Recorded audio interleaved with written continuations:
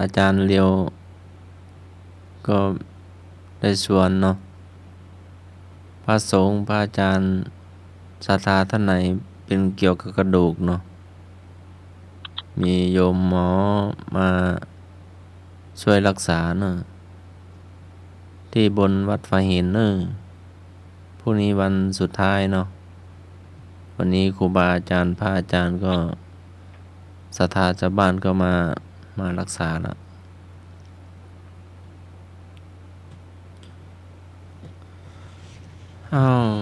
พุทธประวัติเนาะ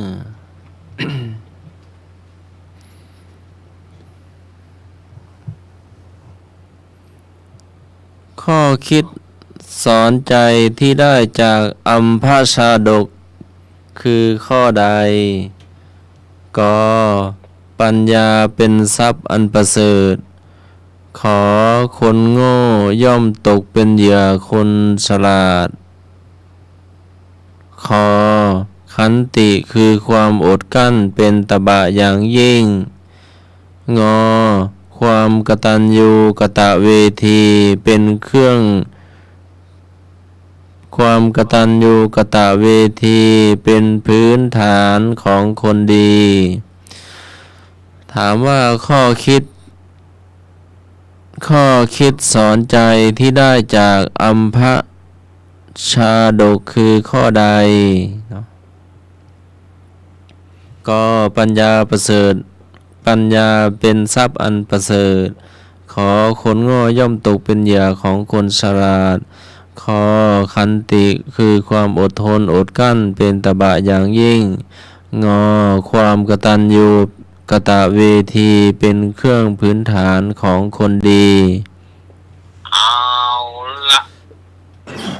บรรดาญาติโยมก็โทรกันเข้ามาเนอะตายปัดระหว่างคอควายกับงองูเจ้า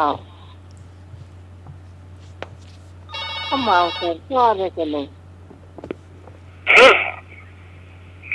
พี่ฮอนเอาข้อคอควายเจ้าสวัสดีเจ้าแม่สุธีเจ้าสวัสดีไอ้พงเจ้าสวัสดีเอกเจ้าสวัสดีน้องใหม่นะเจ้า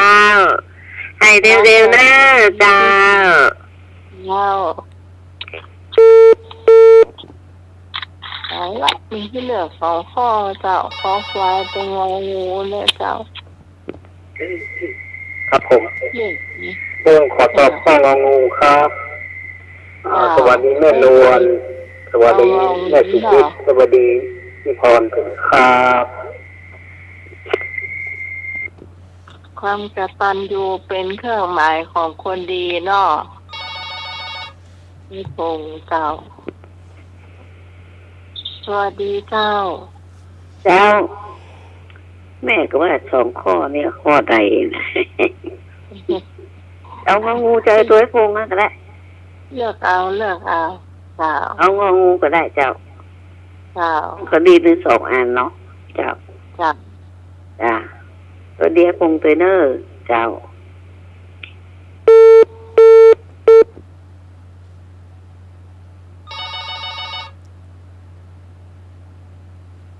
สวัสดีเจ้า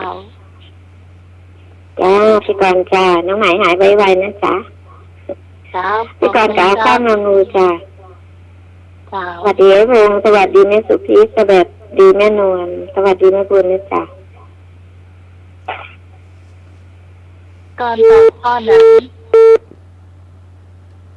พี่กรณ์ตอบข้อไหนอ่ะ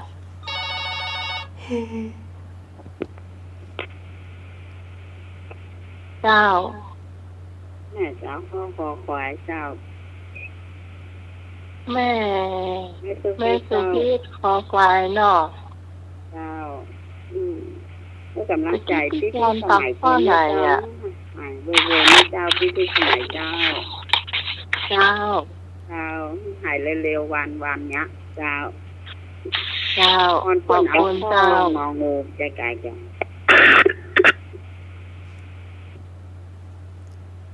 จากนั้นไปที่พี่กรณ์ตอบข้อไหนอ่ะ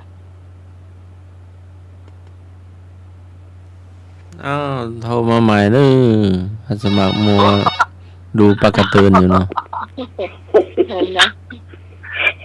พี่ พี่ ก ก ร ร ณ์ ตอบข้ององูจ้าน้องไหม อ๋อเจ้าบอกเลยเจ้าคนนั่งหน้าโทรศัพท์บอกให้เจ้า อาจารย์สมัครดูปกติอีกข้อหนึงอยู่เจ้า ดูพักกระตือนอยู่เด้อก็เลยเมาบางสายรับสายจำไว้เด้อท่านไหนตอบว่าจะได้ ครับผมขอตอบข้อกอไก่ครับผมเอกครับ เอกเอากอไก่เนาะ ครับ สวัสดีเป็นวันประแดดและสวัสดีอยู่กบนไปกลางสบุญกัดก้อมเลยสวัสดีน้องพิสมัยด้วยเด้อ เจ้าขอบคุณเจ้าเอกเจ้า ครับกอไก่ครับผม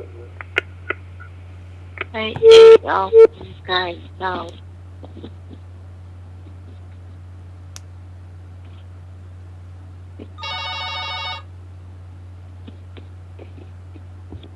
สวัสดีเจ้า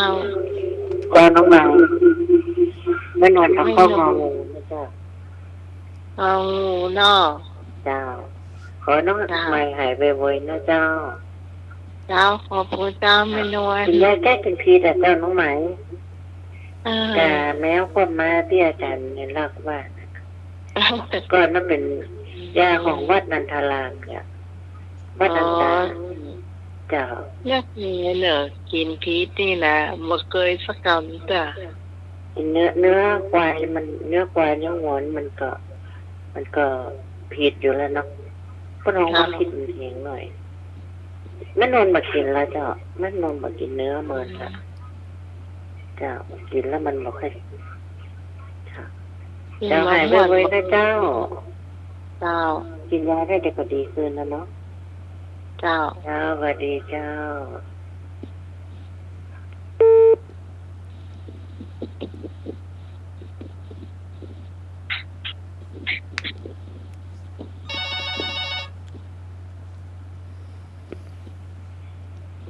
สวัสดีเจ้า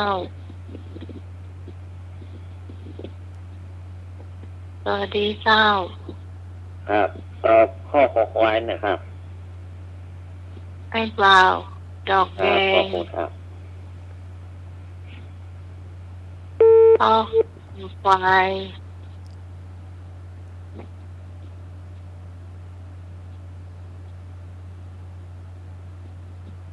ขันติคือความอดทนกะพอไฟนี่ เจ้า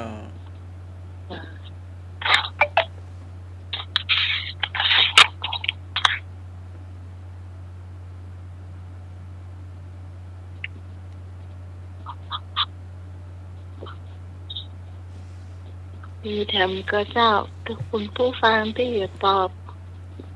โทรเข้ามาได้ในเจ้า053-226-0589เอ้าถ้ามีก็โทรเข้ามาแถมเนอร์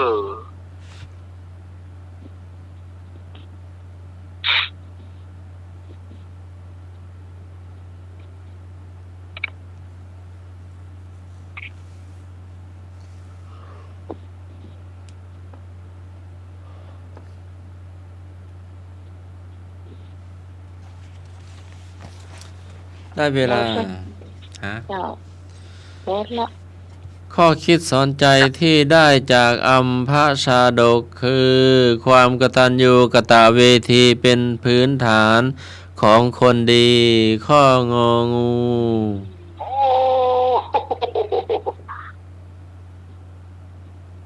งองู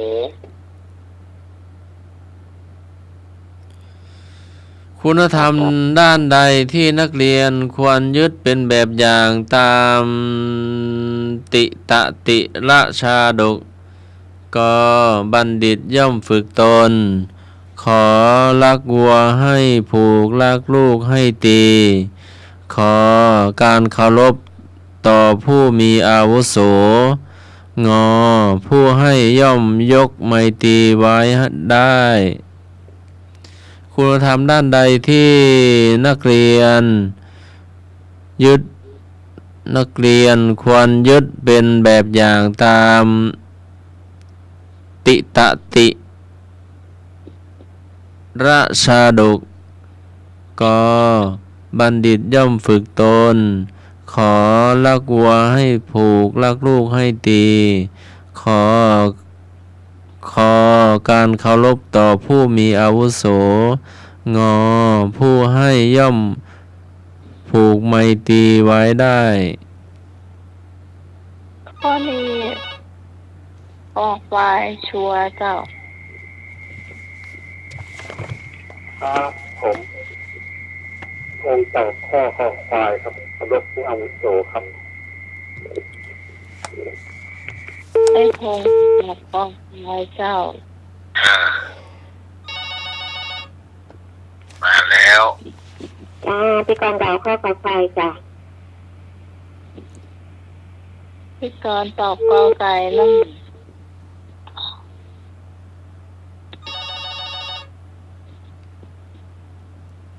สวัสดีเจ้า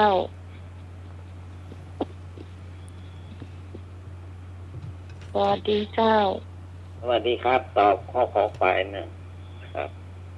ไอ้เปล่าดอกแดงหนอ ครับ เปล่าดอกไม้เหมือนเจ้า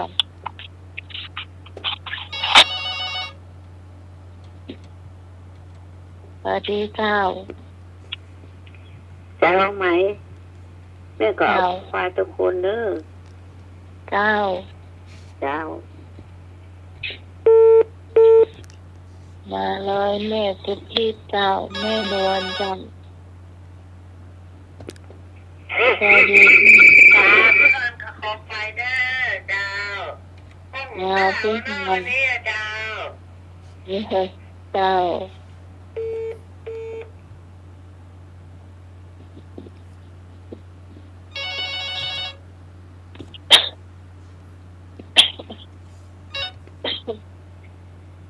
จ้าเมื่อกี้พี่กรณ์ตอบข้อขอควายจ้าไหม หมอคอไฟเจ้า จ้า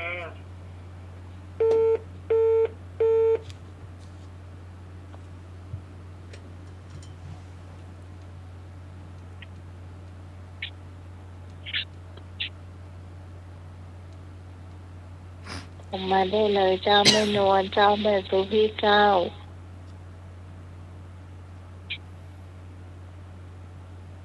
ไม่ได้ยินเสียงพี่สาวอาลีเลยเนาะรับไปหรือยัง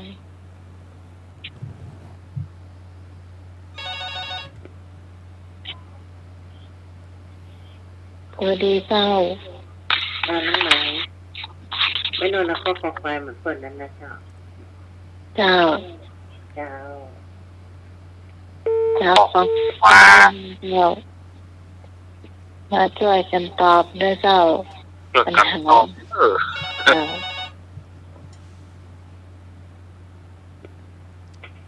สวัสดีเจ้า ขอควายเจ้า แม่สุพีเจ้า แม่มนเหรอเจ้าแม่มนหายเป็นไม่เนาะ ตะกี้เปิ้นมากอมหนึ่ง อ๋อเจ้า ตะกี้เปิ้นมากอมหนึ่งช่วงตายเพลงแกฮะ อืมแม่สมศรีเจ้าแม่สมศรี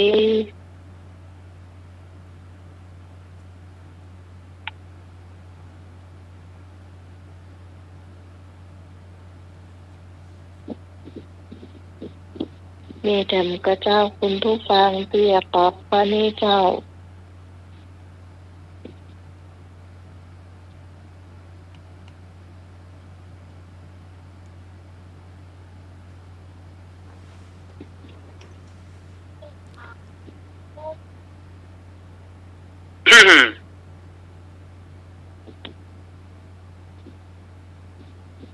ตอนนี้ก็เฉลยเนาะ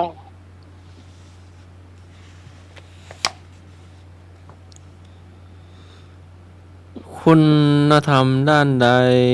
ที่นักเรียนควรยึดเป็นแบบอย่างตามติตะติระชาดก การเคารพต่อผู้มีอาวุโสคอควาย โอ้โหโอ้โห อันนี้บอกปลาให้ล้มเลย โอ้โห เจ้าข้อต่อไปได้สักข้ออยู่เจ้าเนาะ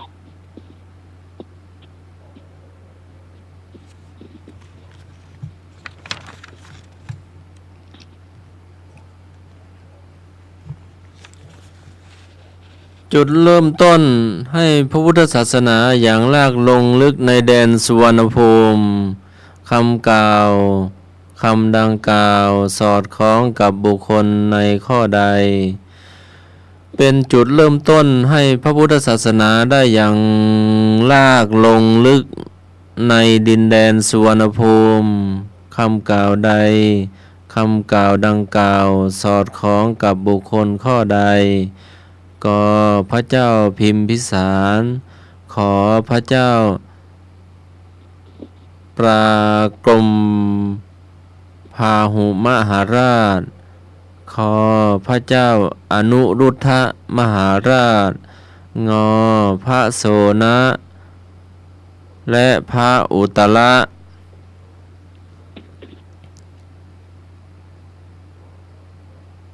อ่านสักรอบเหรอ จุดเริ่มต้นให้พระพุทธศาสนาได้อย่างล่าลงในสุวรรณภูมิดังกล่าว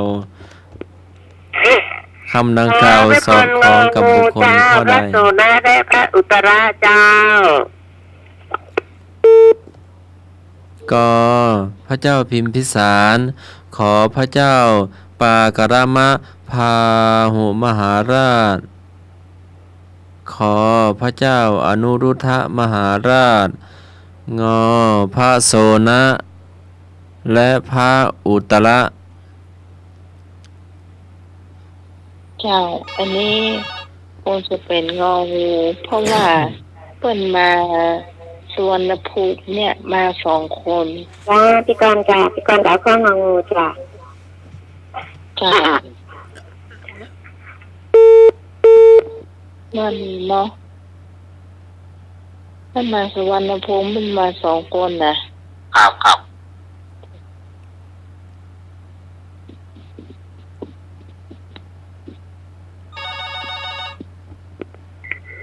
ครับไอ้พงก็เอาข้ององูเหมือนกันครับผม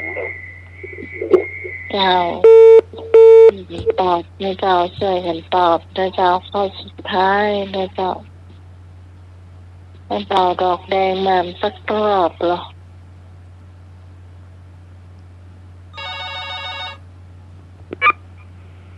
เจ้า เจ้า แม่ก็เอางองูเหมือนกันเด้อ เจ้า เจ้า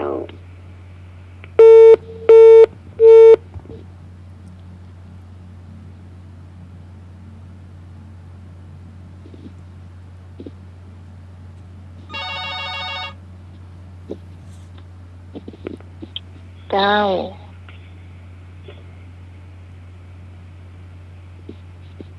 สวัสดีเจ้า ครับตอบข้ององูนะครับ ไอ้บ่าวดอกแดงงองู วัดดอกแดงนี่เปิดได้วัดประชารัฐนะครับ อ๋อ ฮะ ครับ ครับ เปิดได้วัดประชารัฐครับ วัดดอกแดงอำเภอหยัง ท่านพระครูปรกูลนะครับเปิดได้ครับท่านเปิดไป5 รางวัลแล้วนี่ครับท่านเปิดเอาป้ายมาติดเนี่ยครับ อ๋อดีแล้ว เจ้า วัดเจริญเนาะช่วยกันเนาะ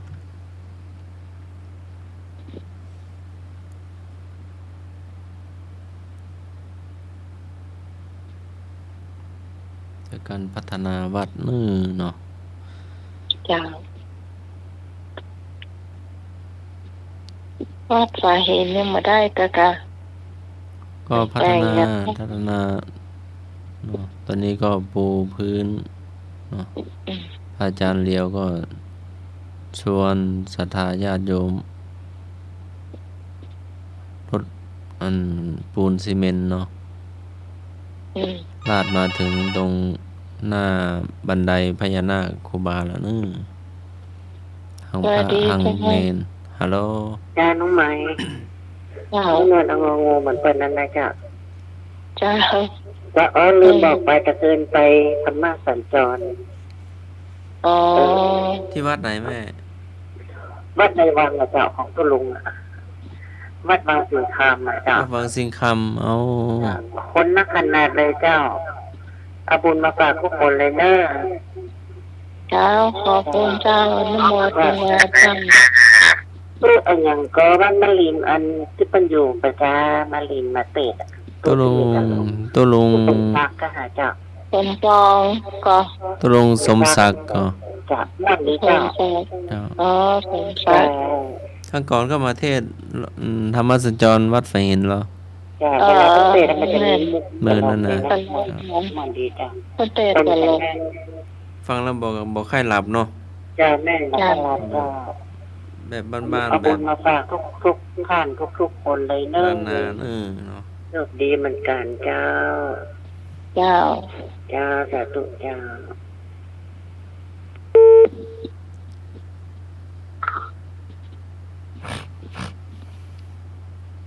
เหมือนแล้วเนาะที่เป็นไปเตะวัดไปเห็นเนาะ เจ้ามือนั่นเนาะ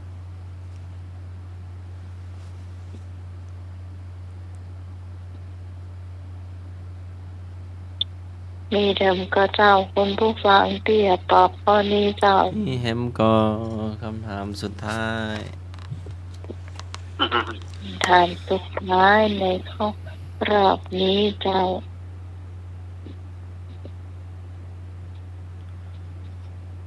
จุดเริ่มต้นให้พระพุทธศาสนาได้อย่างลากลงลึกในดินแดนสุวรรณภูมิคำกล่าวดังกล่าว สอดคล้องกับบุคคลในข้อใด ก็พระเจ้าพิมพิสาร ขอพระเจ้าปรากรมพาหุมหาราช พระเจ้าคอควาย พระเจ้าอนุรุทธมหาราช งอ พระโสนะ และพระอุตระ หมดหรือยัง053226 053 228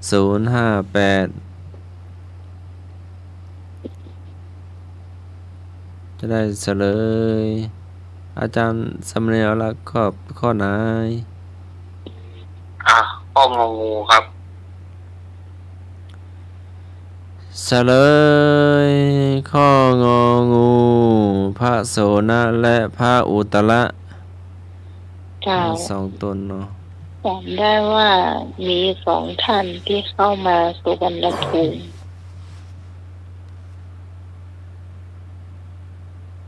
หมดแล้วเนาะเจ้า ช่วงต่อไปเป็นช่วงของสำเนียงเอารักคนเยนนันและเจ้า ครับ ช่วงเล่านิทาน วันนี้ก็ เนาะมาจะได้มาเล่าต่อกับศรัทธาญาติโยม เล่านิทานก็เป็นกระท่อนกระแท่น อดเอา ถ้ามาเสี่ยงหน้าฝนเนี่ยก็ เดี๋ยวห้านะเนาะเสี่ยงหน้าฝนก็จะสบายละ ช่วงหน้าฝนเขาก็ต้องทำใจหน่อยศรัทธาญาติโยม ว่าเตื้อของเฮาบ่เป็นหยังแถมตีหนึ่งก็ฝนตกฟ้าห้องตีของมาบางตีของเปิ้นบ่เป็นของเฮาเกิดฝนตกฟ้าห้องในช่วงเดือนกลางพรรษาเนาะมันก็ต้องทำใจหน่อยสถานญาติโยมบางทีได้เล่าเนี่ยเป็นกระท่อนกระแท่นก็จะไปว่ากันเน้อจะไปลืมเน้อศรัทธาญาติโยมไผที่อยู่ไผที่จะไปร่วมงานสลากกพัดวันพุธนี้เน้อวัดหนองผาขาวหรือว่าวัดหนองผ้าขาวตำบลน้ำดิบอำเภอป่าซางจังหวัดลำพูนวัดของพระเดชพระคุณหลวงพ่อสถิตสารคุณวันพุธนี้เปิ่นจะถวายจานสลากกพัดเน้อ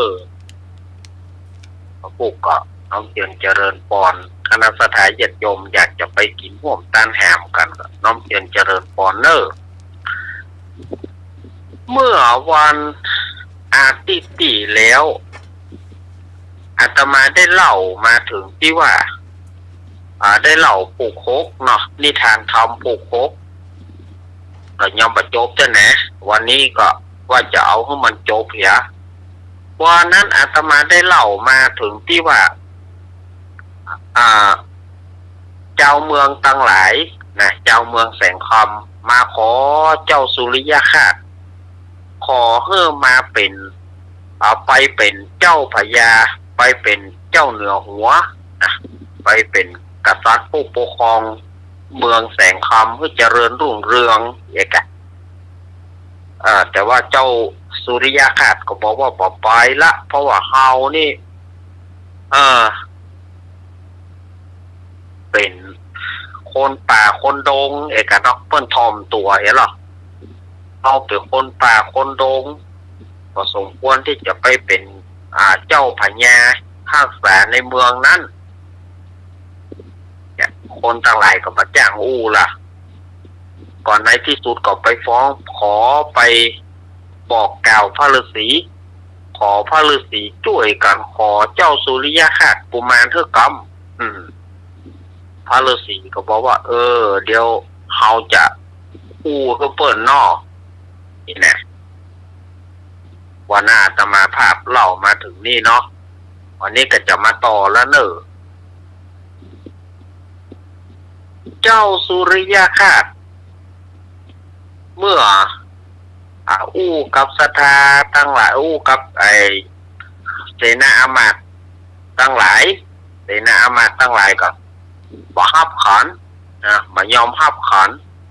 หนีเข้าไปป่าไม้ไปเหี่ยวไปเล่นอย่างในป่าไม้ปุ่นพอข้ามมาก็ปีกมาเมื่อข้ามมาปีกมาสู่ปราสาทราชมณฑลของตัวเก่าแล้วพระฤาษีก็ฮ้องหาว่าไอ้น้อยมาเพศก่อนเห็นหรอพระเจ้าตามีอย่างแกโอ้อันนี้นะตาจะบอกเนอขอเจ้าบ้านเจ้าเมืองเปิ่นอุตส่าห์มาขอเปิ่นก็หวังเปิ่นบุญสมปานของเจ้านะเจ้าต้องมืนตาให้กว้างเนอจะไปกึดแค่ว่าหน้าแข้งหัวเข่าจะไปกึดแค่น้อยเดียวต้องมืนตาให้กว้างมืนตาให้ไปไกลกรรมโบราณเปิ่นว่าโอ้ทำตัวเหมือนพระจันทร์เหมือนพระจันทร์มีดาวล้อมหน้าล้อมหลังเพื่อทำตัวเหมือนกงกามีแม่น้ำตั้งหลายไหลมาพร้อมกันเพื่อแปลงใจไหลเหมือนนาวาเหือใหญ่ก็จะมีลูกเหือน้อยตัวขันมาไปเส้นไปสายแล้วก็เหมือนหมอยาที่ว่าหมอยา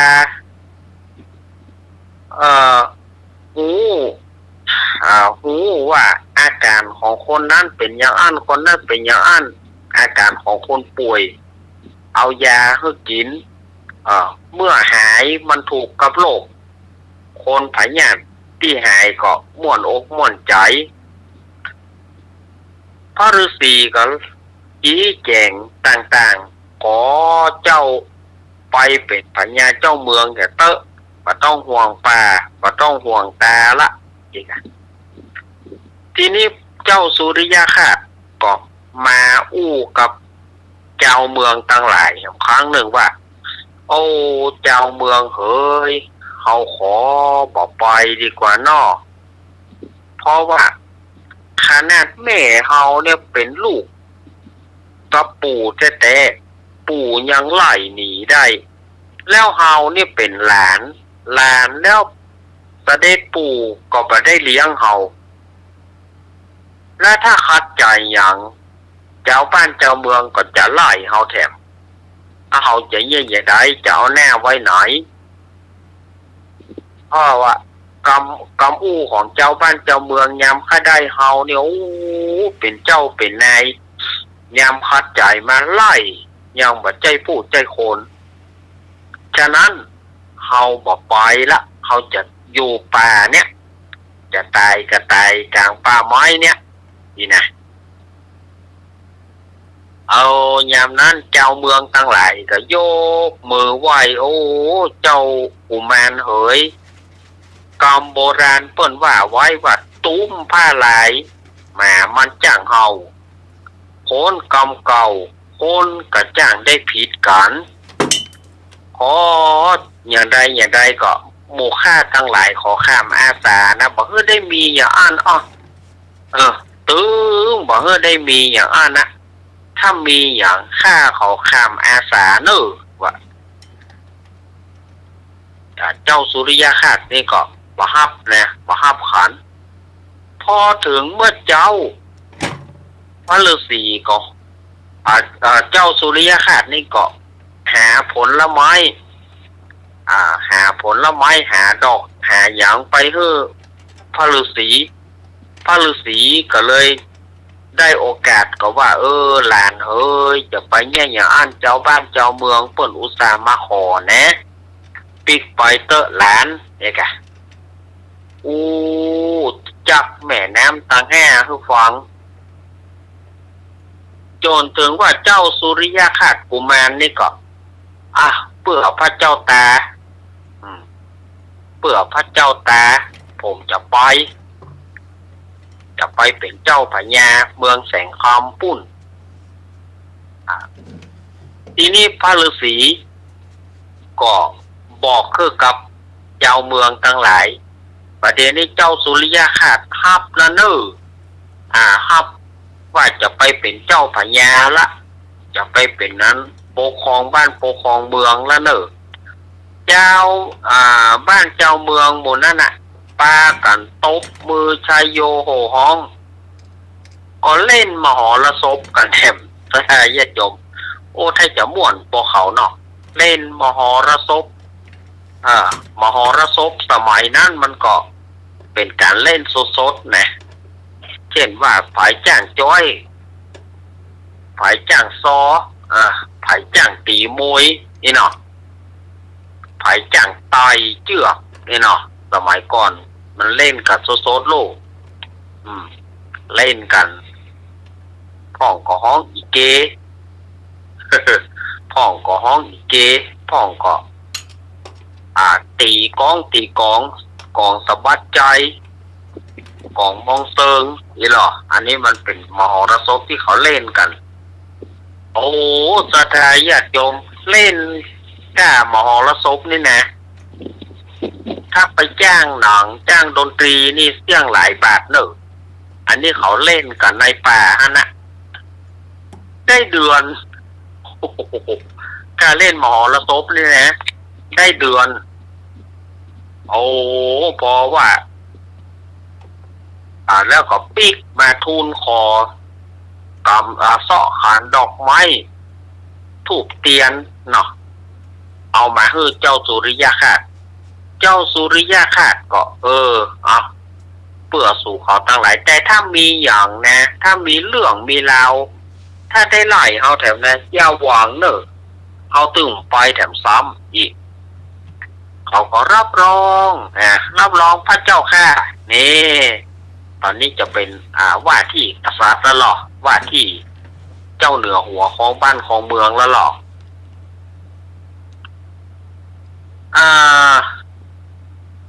เมื่อรู้ว่าเจ้าสุริยคราสกุมารฮับขันแล้วเขาก็ยังมีการเล่นมหรสพแถม7 วัน 7 คืนจุกเอาถ้าม่วนปอเขาเนาะสถานญาติโยมอาตมาว่าถ้าจะม่วนปอเขาแน่เมื่อครบ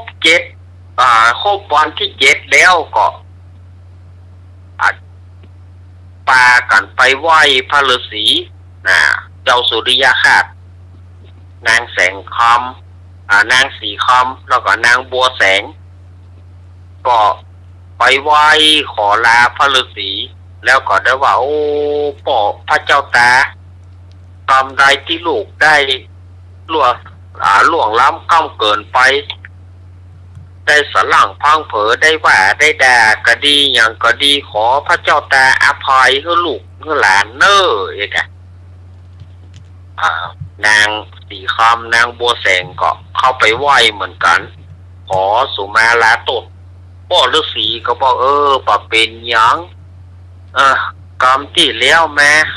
ก็แล้วไปเหียก็ได้ถือโตดโกดเครื่องแล้วก็สอนเจ้าพญาตนใหม่นะสอนเจ้าสุริยคราสไปอยู่ไปเป็นเจ้าฟ้ามหากษัตริย์ไปเป็นผู้ครองบ้านครองเมืองก็คือสื่อเนอคือสื่อจะไปจุไปไล่เปิ้นจะไปคมเหงเต็งเต็กเปิ้นคือเป็นกลางทำตัวเป็นกลางเปิ้นจะได้ฮักเปิ้นจะได้เคารพนับถือไปเมินเนี่ยพ่อฤาษีก็สอนเจ้าสุริยคราสก็ให้นางสีคำกับนางโบแสงก็ให้แล้วก็ขอลาเรียบร้อยก็ปากันออกมาสถานญาติโยมปากันออกเดินทางกันแหละเมื่อออกเดินทางก็เต้าได้หลายวันอยู่เนอะจึงมาถึงเรือที่เขาเอาเรือมัดไว้เรือที่อาจจะมาว่าเรือพายเนี่ยนะหรือว่าเรือกระปีนั่นเนาะเอาเรือมัดไว้เขาก็ปากันขึ้นเรือไปเรือมันแหละที่เรือกับเจ้าสุริยคราสนางสีคำนางบัวแสง ก็ปากันพายเรือไปจนถึงฝั่งน้ำที่จะเข้าเขตเมืองแสงคำโอ้เจ้าบ้านเจ้าเมืองหมู่นั้นบ้านนอกขอกนิคมบ้านนอกขอกชนบทต่างๆก็ปากันให้หันเจ้าพญาตนใหม่พ่องก็อุ้มลูกพ่องก็จูงหลานพ่องก็อุ้มป่อเมียแม่เมียเนี่ยนะตาพ่องก็ขึ้นขี่หลังเปิ่นขึ้นขี่หลังเปิ่นแล้วก็ยื้อหมูเสียหมูเจ้าหมูเอาไม้ปัดหน้าแห้ง เจ้าหมูเอาไม้ปัดหน้าแห้งตกลงเจ้าหมูไม้ปัดหน้าแห้งตกลงเอาเขาก็ม่วนอกม่วนใจกันเนาะได้หันเจ้าพญาตนใหม่แล้วก็ปากันห้างจ้างห้างแม่เนอะห้างจ้างห้างแม่ก็นำเอาเจ้าสุริยคราสนางสีคำนางบัวแสงนี่นะที่ฝั่งน้ำนั่นก็มีพระเจ้าสุวรรณเนตรซึ่งเป็นพระเจ้าปู่เสด็จปู่มาตัวหรอโอ้เนี่ยการหลานปู่โอ้ปู่ก็ขอโทษที่ได้ล่วงล้ำกำเกินแม่เจ้าเนอนี่นะมีไหนไม่อุ้ยบัวแสงมาก็นางบัวแสงตึงมาอย่างหรอกตึงมาอย่างกับอันเจ้าสวรรค์เด็ดนี่นะก็หอดไหลข้ามหมู่มันแม้หรอกแสงเฮ้ยเรื่องแล้วก็คือมันแล้วไปกระแสงจะไปถือไปตือกันกระแสงเฮ้ยนางบัวแสงตึงมาอย่างหรอกโคตรล้ำไปเจ้าสวรรค์เนตรก็บาเล่ก็โกนหมอมนก็กระถาถ้าว่าสู่บ่ฮักข้าก็จะโดดลงน้ำบัดเดียว เจิงวันนะข้าก็จะโดดลงน้ำบัดเดียวเนี่ยว่าแล้วก็ทำท่าจะโดดเจ้าพี่จะไปย่านแน่อีเนาะนางบัวแสงก็บอกว่าคืออภัยละแต่อภัยครั้งเดียวเนอะกำนั้นก็ขึ้นขี่จ้างโดยมีพรหมเสนากับเทวเสนาก็ห่วมไปตัวเมื่อไปถึงเมืองแสงคำนั้นพระเจ้าสุวรรณเนตรก็ได้อภิเษกอดิเรกมงคลเอาน้ำมุรธาพิเศษแสนไหเอาส่งคือกับเจ้าพญาตนใหม่แล้วก็อันอภิเษกคือเป็นเจ้าพญาในเมืองแสงคำนั้นเขาก็ยังเล่นมหรสพแถม7 วัน 7 คืนลูกเอามหรสพกันนี่แต่เมื่อจบแล้วก็ เจ้าพญาตนใหม่ก็คือเจ้าสุริยคราสกุมารนี่ก็ให้ตานมีใจให้ตานคือกับเจ้าบ้านเจ้าเมืองทั้งหลายก็เอายอยคำนั่นมาโจ่งลงก็กลับกลายเป็นเข้าของเงินคำต่างๆเกี่ยวแหวนแสนสิ่งเจ้าบ้านเจ้าเมืองไผข้าได้อันใดเอาไปไผข้าได้อันใดเอาไปนักน้อยก็แล้วแต่ว่าจะเอาไปเขาก็ปากันบอกว่ายาจกวันนี้พกคนขอคนขางอแข่งกดคนเป็นขี้ตูดกุดถังเนาะก็เข้ามาขอเจ้าสุริยคราสกุมารหรือว่าเจ้าพญาสุริยคราสก็ตานไปไผข้าได้ไอ้อย่างก็ตานไปตานไปโอ้ศรัทธาเขาก็ม่วนอกม่วนใจศรัทธาญาติโยมม่วนอกม่วนใจกันชัยโยโห่ฮ้องกันอันนี้ก็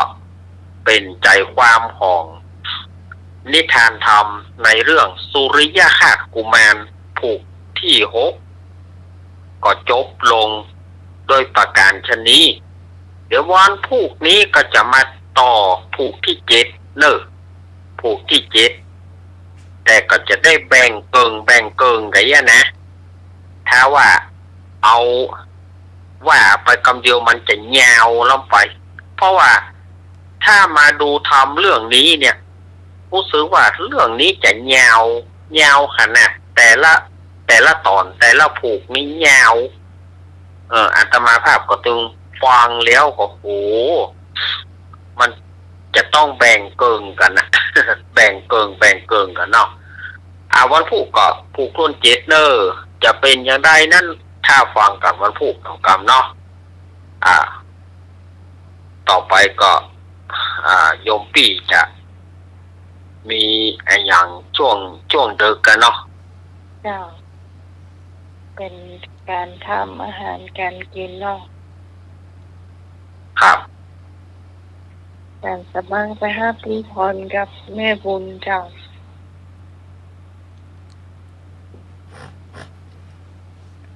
ตะกี้ก็เป็นเล่านิทานจากอาจารย์สำเนียงเอาลักเนาะเจ้าก็ฟังม่วนเนาะเจ้าไว้สายท่านจะมาเจ้าแม่บุญมาแล้ว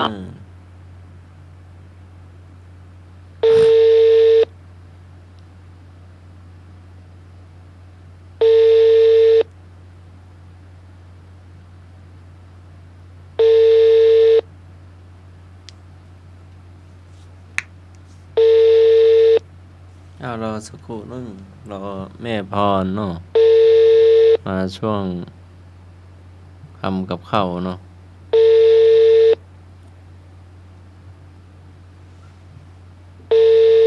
แม่พรคงยังไม่ว่างเนาะเอาว่าไปก่อนพรมาแล้วบอกน้องพรยังไม่ว่างรับสายเหรอเคยนึกว่ามาแล้วเราไม่มาเตื้อยังไม่มาเตื้อนี่ในหนุ่ยก็งอมหาจ้ะเนี่ยงอมแน่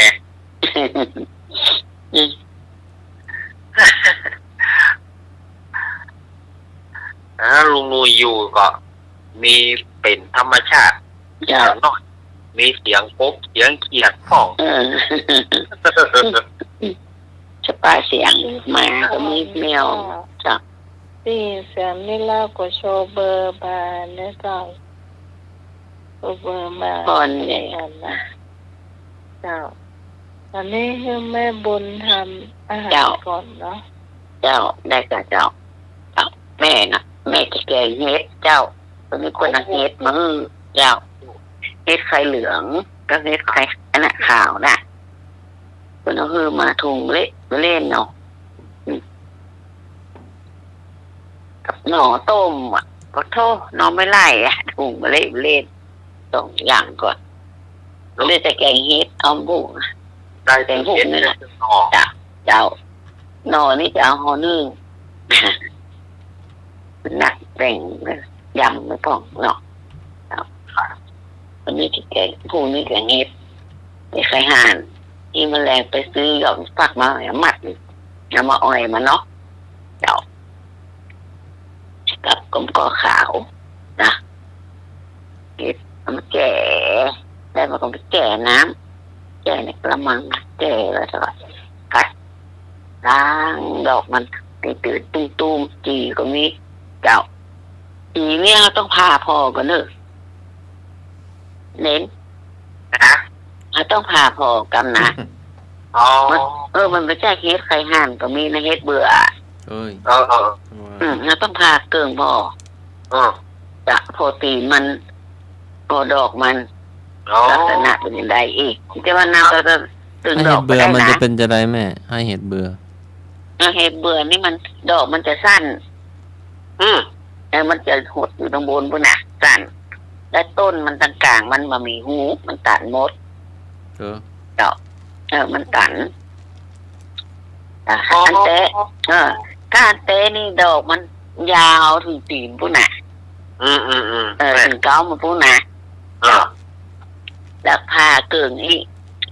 มันมีเป็นหูกวงก้านมันน่ะมันกวงอันเตะน่ะ อ๋อ เนี่ยเราต้องทาก่อนก็จะใส่ตึงอันตึงหน่วยนั่นมันได้แหละน้อยก็ต้องทาพอเจ้า เออ ก็พามาได้เดี๋ยวเจ้าพี่น้องมาหลายมันค่ะเจ้าพามาเอากูแก่นนะถึงมาเว้นจะแก่นเนื้อเจ้า เออ ได้นะอันตรายเจ้านะอันเหมือนกันหรอเจ้ามันแน่นเหมือนพอเห็นเบื่อนะมันแน่นยุบขึ้นมาดึงแน่นแข็งวะเจ้าถ้าเฮเต้นี่มันจะหลวมเนี่ยนุ่มนี่มันหกกวงแล้วก้านมันกวงเจ้าเนาะจ้ะล้างแต่ล้างตัดอันตีดำที่วินที่เดินล้างตีมันแบบนี้ก็เอาออกเนี่ยตีที่มันดอกใหญ่ๆนะตูมๆใหญ่ๆนะตีมันดึงมันขึ้นดีเนาะเป็นกันดีขี้ดำๆแล้วเอาออกกว้างหมดแล้วเจ้าก็ก้านมันเอาดอกมาแหะไอ้ตาถ้าอันใหญ่เราก็กุ๊กพาเกินเนี้ยพาซีละอย่ามันดอกใหญ่เนอะก็เนาะเจ้าไข่นี่พาหมดแต่เกินหมดอะเจ้าล้างไว้เรียบร้อยเตรียมหั่นเลยใส่ไอ้อย่างอ่ะที่มีหูอ่ะถึงคือไอ้กระชอนที่มีหูอย่างห่างๆนี่น้ำมันย้อยลงหมดเนาะเจ้าแล้วก็ใส่ไว้เอาบฟักใส่เอาเยอะมันออกอ่ะดึงอย่าออกก็ตัดเป็นกลมเจ้าเตรียมบ้านไอ้ก็ข่าวก็ใส่ไว้หั่นล้างเรียบร้อยละล้างแล้วก็ใส่เตรียมบ้านอันนี้ก็ไปตำน้ำพริกเนาะตำน้ำพริกเขาก็ใส่อย่างพริกเดือยไก่ก็ได้พริกหนุ่มก็ได้พริกดิบนี่นะก็เอาซุปก็ได้พริกเดือยไก่นะป่นกับอันดิบเนาะปีมันจะงามเนาะ แดงๆเขียวๆเจ้าถ้ามากเผ็ดก็ใส่นะเจ้าของบัวหอมเตรียมเนี่ย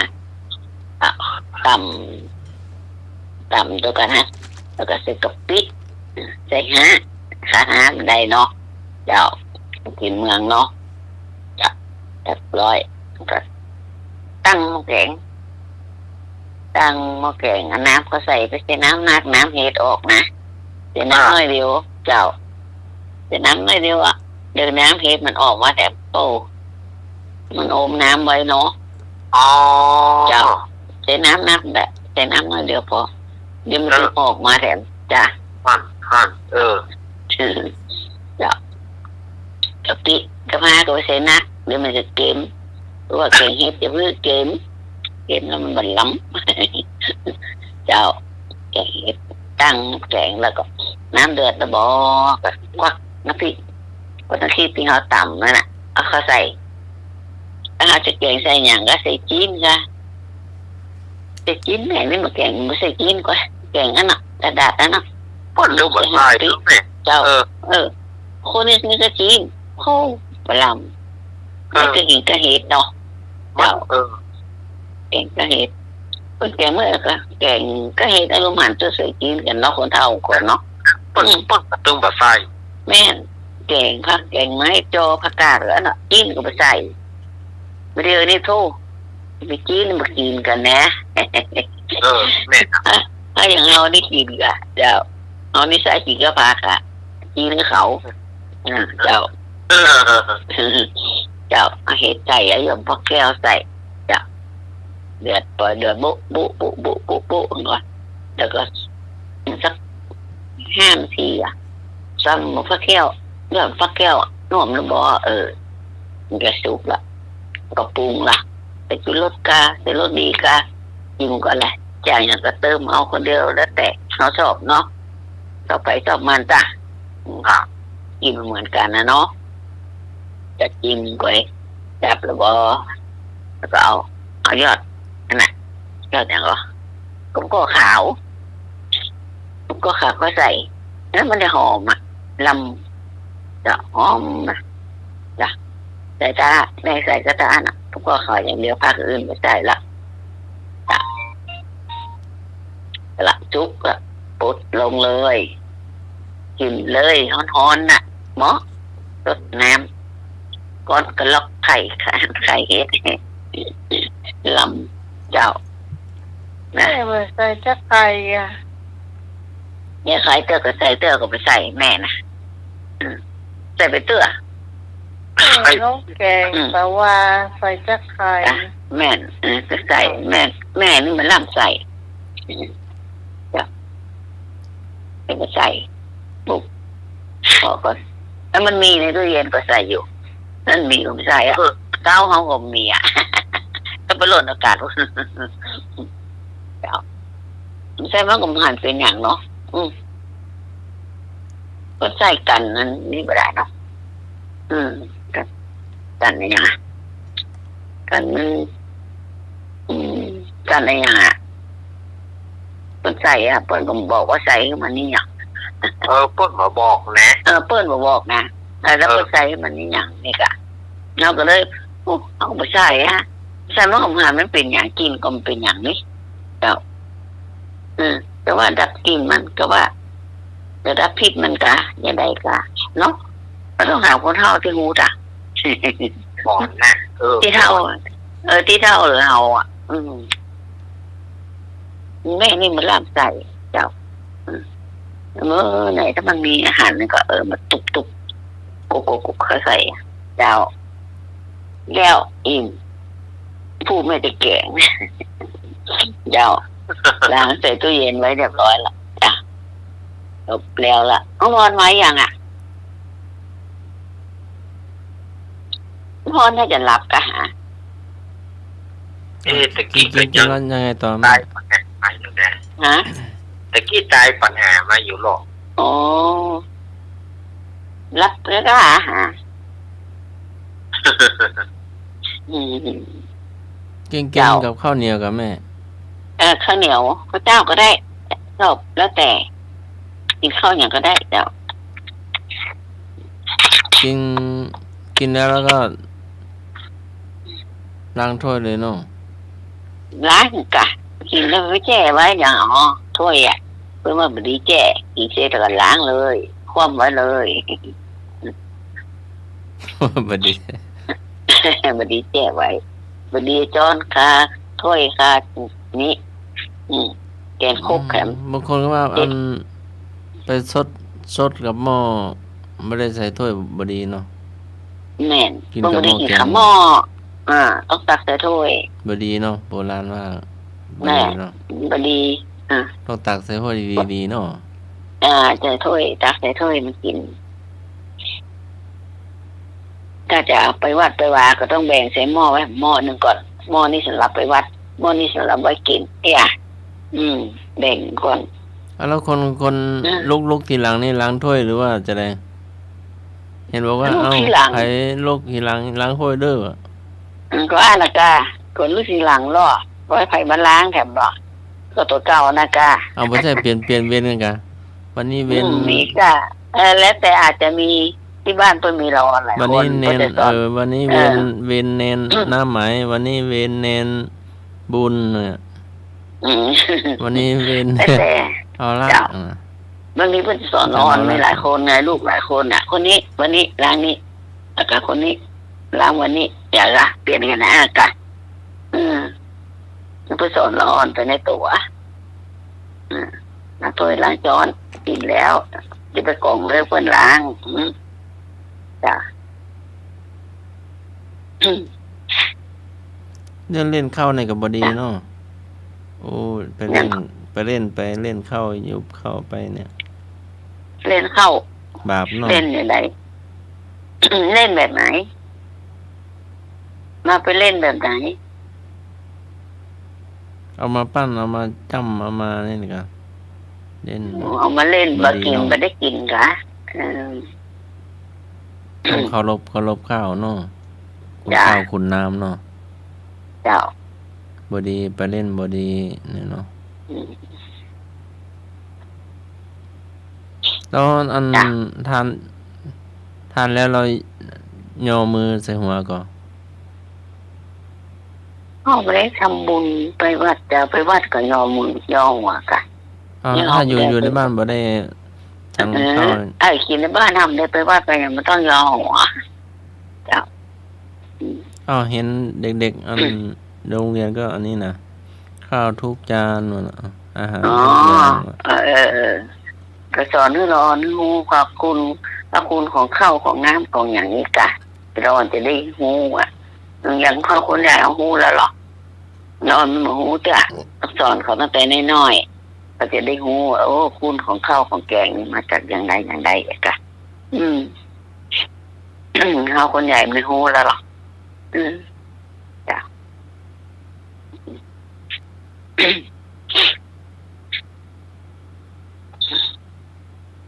เป็นอย่างแถม พรหายแป๊บ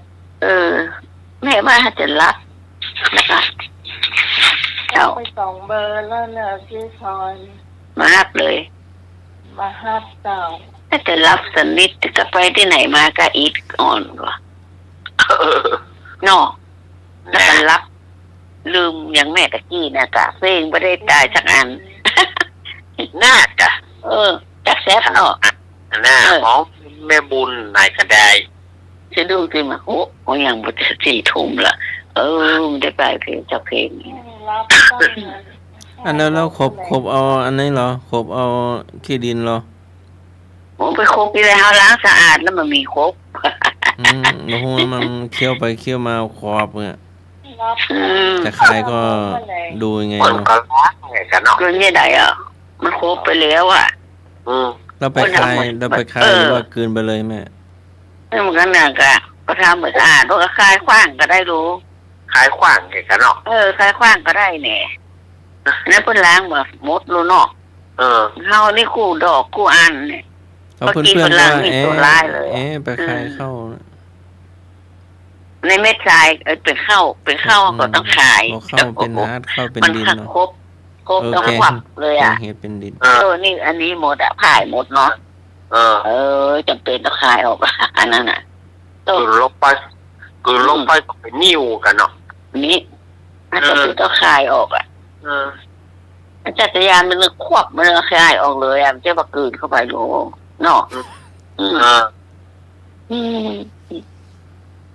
มันไม่ใส่มันมาหั่นเนาะมันไม่ใส่มันเข้าด่ะบางที เข้าเนาะ มันสีขาวเอาแค่บ่มีตากับแม่หรือว่าบ่หัน เอาไปหั่นแยมตามไปมีเกี้ยวในปากขาไปเลยด้านสมัครอันนี้ใช่เนอะไปขี่เด้อเบื่อนี่ไม่หั่นจะได้ฮะมันจะเข้าปากไปแล้วถ้าไม่ดำๆมันยังหั่นเดี๋ยวนะไม่ดำเนี่ยก็ไซส์ออกแหละเนาะอันนี้มันขาวมันเข้าเข้าไปแล้วแต่มันกินลำๆควบโค้ขาหน่วยหูใหญ่ยัง ก็ไหน ยานทำไมกินงัว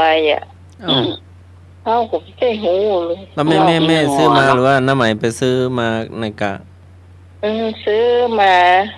แม่ซื้อเหรอ น้องเนี่ยบุคคลซื้อ แล้วก็บอก เขาก็ได้ยินคนตามจีนแห้งน่ะค่ะ พูดเรื่องตำจีแดงก็แล้วต ซื้อ60 บาทมันก็ได้จำนาค่ะแล้วก็เอามาทอดไปอย่างนะมันลำเนี่ยเนาะ โอ้มาทอดมันพูดแม่แรงเนี่ยมันพัดมันจะเอาหูเรื่องเลย เอาเนาะบ่ได้พิจารณาว่ามันเป็นจีนหยังจีนงัวจีน โอ้จ้ะ โอ้ แม่บ่เป็นอย่างนะ ก็ระวังเนาะสัตว์ใหญ่เนาะ น้องใหม่ได้หรอกน้องใหม่ไปถูกลมอ่ะ วัตถุลม ไก่ยังกินก็ไม่ได้ กินบ่ พิ ได้ จารณาก่อนเนาะ แต่นมวัวยังกินบ่ได้แม่ โอ้ นมวัวนะกินบ่ได้ ลำบากก็กินอย่างได้นี่แหละกินก็พิษมันก็มีเอายาแก้กินพิษเอาไว้ตัวซื้อมาไว้ตัวเสร็จก็เตือน้องมีน้ำเป็นยาแก้ลิ่ม นั่นเนาะยาแก้ลืมนั่นก็ได้หมอนั่นน่ะ จ้ะพบกินนะลิ่มเป็นลิ่มนะมันเสี่ยงไปละแล้วผมซื้อมาไว้แต่เนาะปุ่นมันมีแม่ลิมบนแม่ก็ไม่เรียนกับใครถ้าใครไปแล้วป้อนกับผ่านป้อนไปซื้อกำอีกอะซื้อมาละไว้บ้านก็บ่ได้กินเมื่อมันละก็ห้องได้กินผิดหรอกมันไม่แน่น่ะก็คือที่กินมาได้นี่เฮาก็หูว่าเฮาก็เลี้ยงมาตลอดเนาะอย่างแกงบ่ฟักใส่จิ้นไก่นี่ก็กินมาได้นะแกงปีก็ได้นะว่ากบก็บ่ได้ โอ้ของลำปลาดุกก็บ่ได้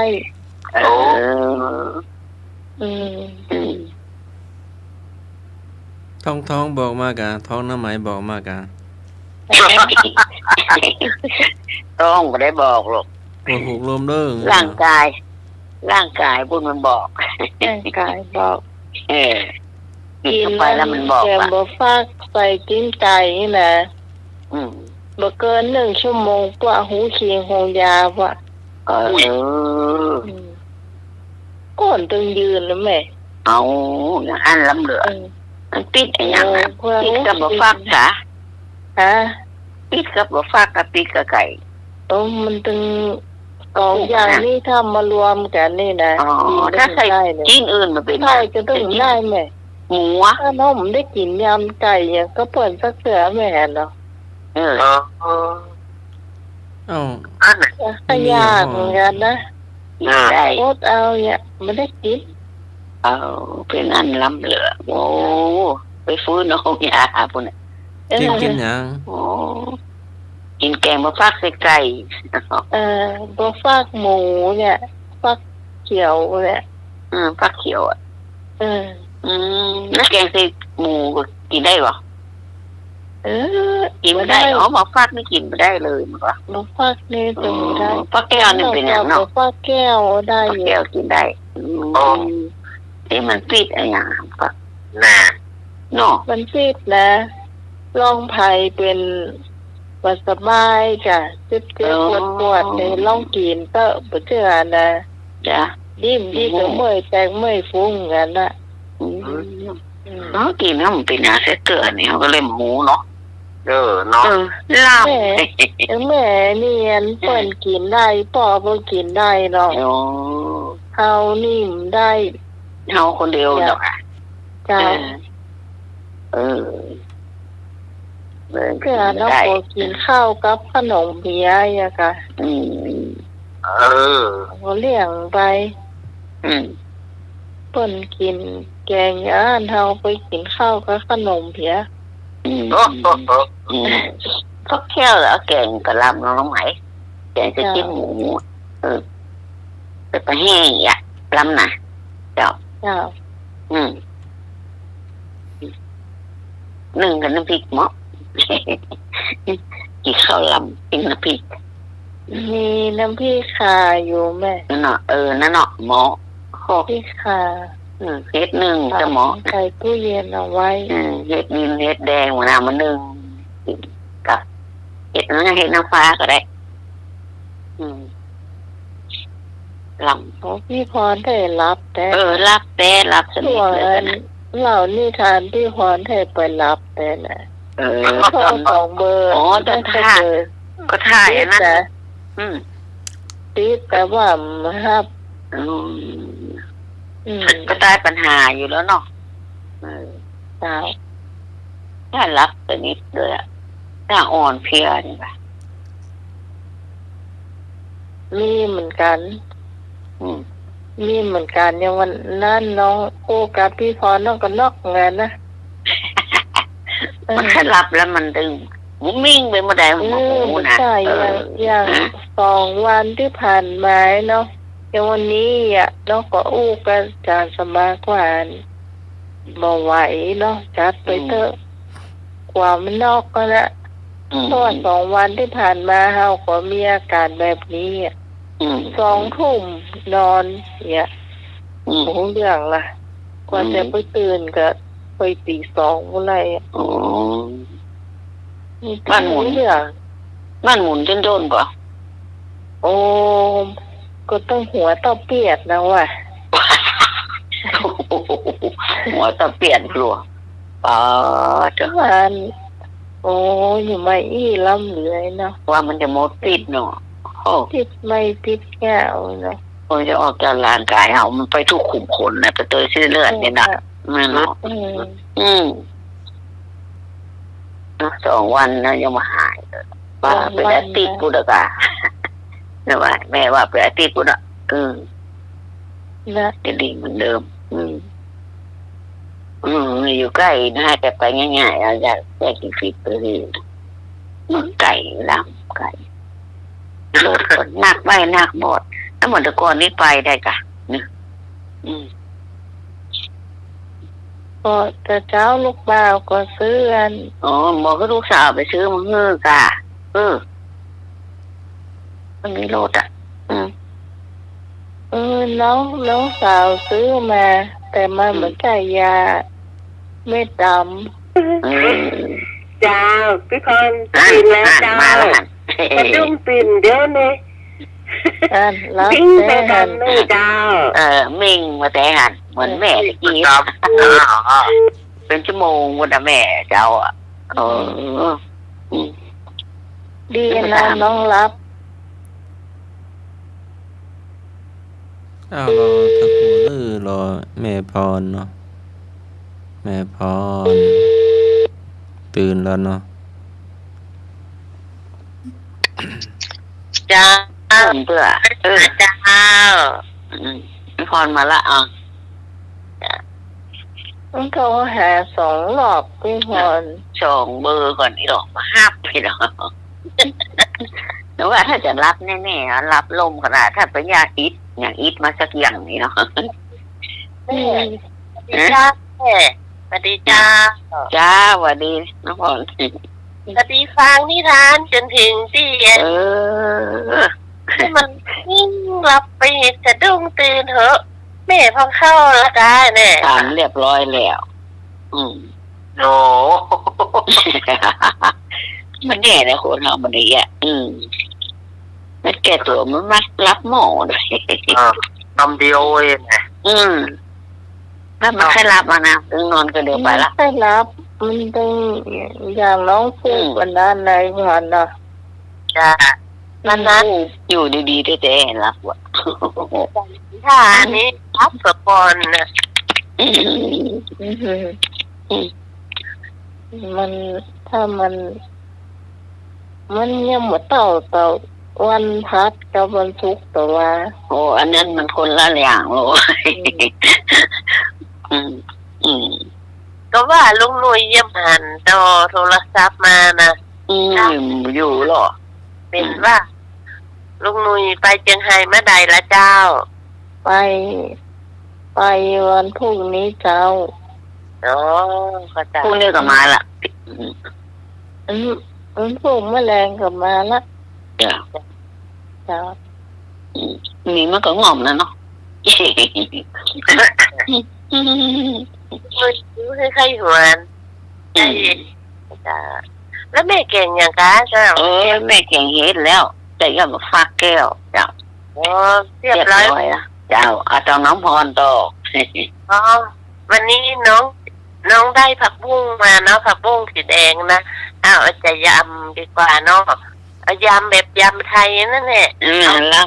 ำเจ้า เป็นยำผักบุ้งกรอบนะเจ้าอันนี้ได้ผักบุ้งเมืองมาเนาะเขาเด็ดแล้วก็ใบมันนะเจ้าใบเนี่ยไม่ได้กะจะมาเอาแล้วเจ้าเอาครับจ้าเนี่ยเนี่ยก็มีเอาเด็ดใส่ผักบุ้งเนาะเอาอะไรแล้วแต่เราจะเอาเลือกเอาหน่อยเนาะเขาก็เด็ดใส่ล้างให้สะอาดนะจ๊ะล้างให้สะอาดแล้วก็ไว้ให้ก่อนนะพักไว้ก่อนแล้วก็มันจะมีเครื่องปรุงมันก็เอาทอดก่อนเนาะทอดดีกว่าจ้ะล้างน้ำสะอาดเสร็จแล้วเอามาทำแป้งทอดกรอบเนาะ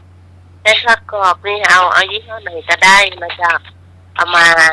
แล้วผสมกับน้ำเย็นจัดเลยนะจ๊ะผสมกันพอประมาณเอาน้ำประมาณสัก1 ถ้วยตวงนี่เนาะ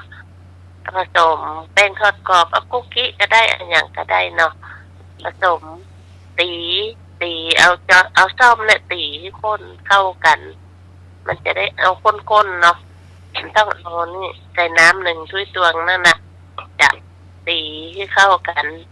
แล้วจะใส่ไข่ก็ได้ไม่ใส่ไข่ก็ได้จะถ้าใส่ไข่มันก็จะแข็งลำไปถ้าจะเอาใส่ตีไข่ไก่ก็ได้จะผสมลงไปมันเวลาทอดมันจะกรอบนุ่มเพิ่มหน่อยนึงนะจะกรอบแล้วจะมันจะกรอบจะเวลาทอดเนาะเอาผักบุ้งเขาจุ๊บแป้งทอดทีละใบทอดลงในน้ำมันพอเราตั้งหม้อน้ำมันก่อนใช้ไฟกลางๆบะแห้งน้ำไปบะอ่อนน้ำไปนะจ๊ะใช้ไฟกลางเมื่อน้ำมันร้อนพอดีเนาะเราก็จุ๊บเอาผักบุ้งใส่จุ๊บแป้งทอดทีละใบจนมดผักบุ้งนะจ๊ะใบผักบุ้งแล้วก็ทอดแล้วก็จะดีดน้ำมันไว้ใส่จานไว้ก่อนเนาะทอดทีละใบเนาะเมื่อเสร็จแล้วเราก็พักผักบุ้งไว้ปิดไฟเนี่ยเนาะเอามาทำน้ำยำเจ้าน้ำยำจะมีเดี๋ยวเราลวกหมูก่อนเนาะมันจะมีใส่หมูบดเนาะหมูบดถ้าตั้งน้ำกระทะหม้อก็ได้ตั้งน้ำพอประมาณเนาะแล้วก็มาลวกหมูก่อนนะเจ้า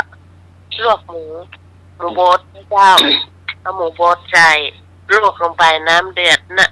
ลวกพอดีมันเขากะมันชุกแล้วก็เอากระชอนหมูบดขึ้นมาใส่ถ้วยพักไว้นะเจ้าแล้วมันจะมีกุ้งสดนะเจ้ากุ้งสดตัดหัวแกะเปลือกออกผ่าหลัง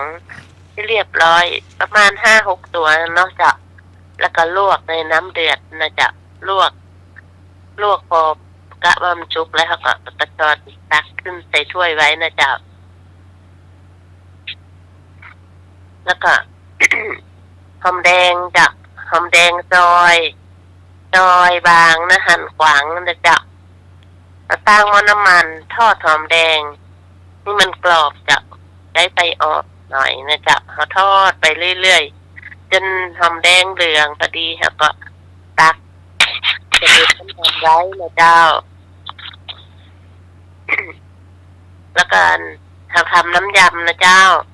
น้ำยำจะมีพริกขี้หนูสดนะเจ้าเอาโขลกละเอียดเลยเจ้าโขลกละเอียดในน้ำเชื่อมเลยเจ้าน้ำเชื่อมน้ำปลาน้ำมะนาวนะเจ้าผงชูรสนิดหน่อยวิธีทำเขาก็เอาโขลกกะทิโขลกกันพริกขี้หนูเสร็จแล้วก็ตักมาใส่กระมังที่เราจะทำน้ำยำนะจ๊ะแล้วเติมน้ำปลาลงไปจะชูรสนิดหน่อย น้ำเชื่อมน้ำปลาสักหนึ่งช้อนโต๊ะกับและน้ำเชื่อมประมาณ1 ช้อนโต๊ะเหมือนกันน้ำมะนาว1 ช้อนโต๊ะเหมือนกันผงชูรสนิดหน่อยเจ้าคนให้เข้ากันเสร็จแล้วเขาก็เอาหมูบดลงไปนะเจ้าหมูบดลงไปแล้วซอยหอมแดงใส่หน่อยหนึ่งจะใส่สัก2 ตำหัวเนี่ยได้จะผสมคลุกเคล้ากันไปแล้วก็เวลาเขาจะกินเขาก็เอาใบผักบุ้งที่เขาทอดนะจะเรียงใส่จานเลยนะจะเรียงใส่จานมาหั่นแล้วก็เอากุ้งที่เขาลวกเสร็จแล้วเนาะเรียงใส่ข้างรอบผักบุ้งเลยข้างบนก็ได้ข้างๆรอบจานนั่นน่ะบนผักบุ้งนั่นน่ะจะแล้วก็หาน้ำยำที่เราผสมหมูบดอย่างกับน้ำยำที่เรายำเนี่ยนะเทลงไปจะเทลงไปแล้วก็ดูท่าก็เอาหอมแดงทอดเนาะที่เราทอดกรอบเหลืองแล้วก็โรยข้างบนแล้วนี่อีกก็ได้ยำผักบุ้งกรอบที่เราจัดลำจะที่เราทำมันก็กรอบจัดดีจะจิ้มถ้าก็กินกับข้าวก็ได้มากินกับข้าวกินเล่นๆก็ได้เนาะจ้ากินเล่นๆนี่นะจ้ะถ้าแรงทำต้องกินข้าวแล้วค่ะกินยำผักบุ้งจ้ะนั่นเลยล่ะมันก็อ้วนกับพี่พรเอาไม่ได้กินทุกวันอ้วนกะมันได้กินอ้วนแล้วกินข้าวกันนะข้าวมะเร็งนี่พี่ผมพี่กินละพี่กินน้ำเต้าหู้ในแก้วเนี่ยไม่ได้ข้าวมันอิ่มไปละพอดีได้ลองกองสัก4 5 2 3 4 แกนน่ะกินนะจะอิ่มพอดีจะกินแกงตูนเนี่ยเนาะโอ้มากินละกินมาได้ละอิ่มเลยแบบนี้พอดีวันท่าเราไม่ได้กินแล้วเนาะมันยากกินเจกับวันพากินเจกับ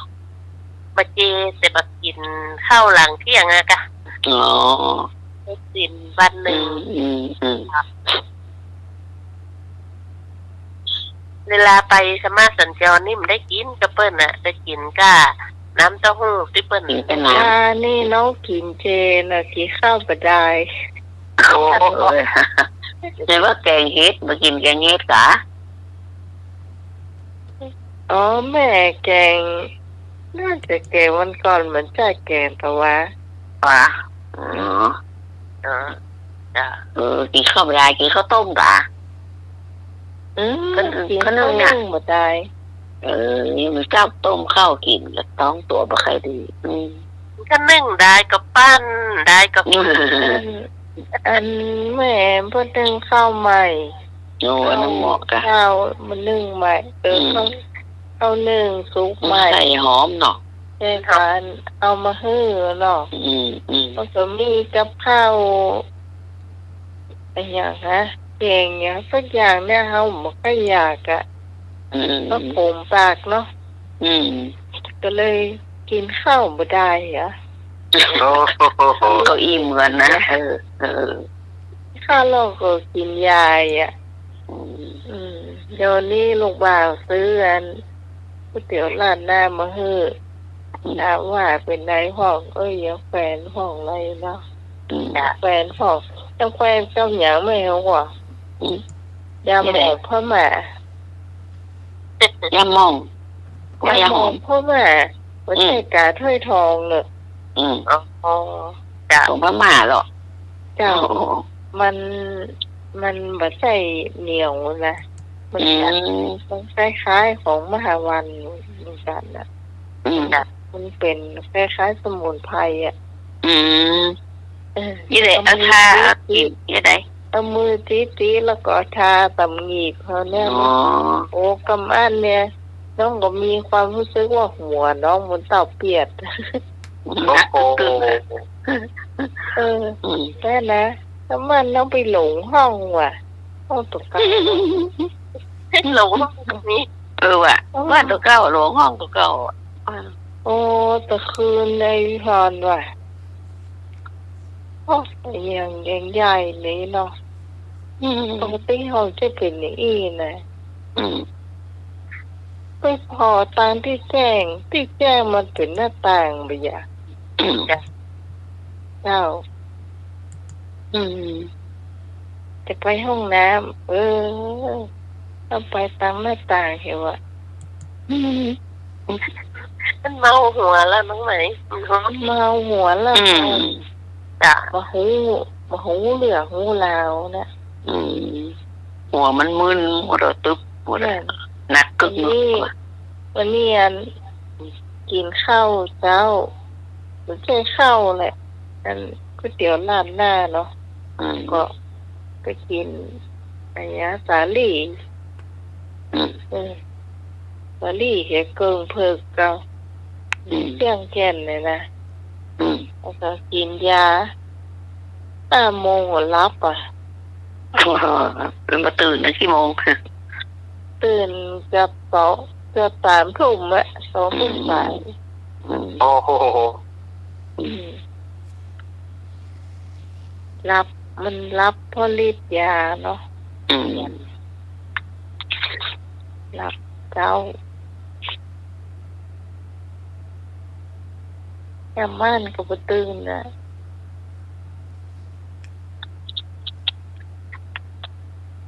แต่มันก็ก่อยหายไป ไปนะจ๊ะเนาะแล้วอันตะกี้นะไตเติ้ลออกเพลงออกนักหลายรอบพี่ยังคิดว่าโอ้น้องใหม่ได้ไปกินนั่นลูกกินทอดเถละก้าเวทละ กินนั่นกินเนื้อหน้ากะเฮาก็ได้ยินเพิ่นว่าตามกินแห้งไทยลำนะคะ จ้ะ เราไปซื้อเนื้อเค็มแบบเนื้อแดดเดียวยี่พร จ้ะ บอกเขาไว้น้องเนี่ยบอกคนซื้อ เดียวนี่นึกกินควายมันไม่ค่อยมีเนาะหายากต้อง แต่ส่วนใหญ่จะเอาเนื้อวัวมาทำจ้ะลิ้นมันจะแห้งกว่าไทยจ้ะ ลาแป๊บหน่อยล้ำเหลือเลยบอกแม่ซื้อจำเลยนะหูเหลืองแม่ก็ดูมออกเหมาะเนี่ย เวลาเนื้อควายกับเนื้อวัวมันต่างกันตรงที่ว่า เนื้อวัวน่ะ กลิ่นมันแห้งจ้ะเนื้อควายมันกลิ่นจ้ะ สีมันก็บอกแดงเนาะ จ้า ตัวแดงเหมือนเนื้อควาย เนื้อควายสีมันแดงอ่ะ แล้วก็เส้นมันก็น้อยตัวเนาะ จ้ะ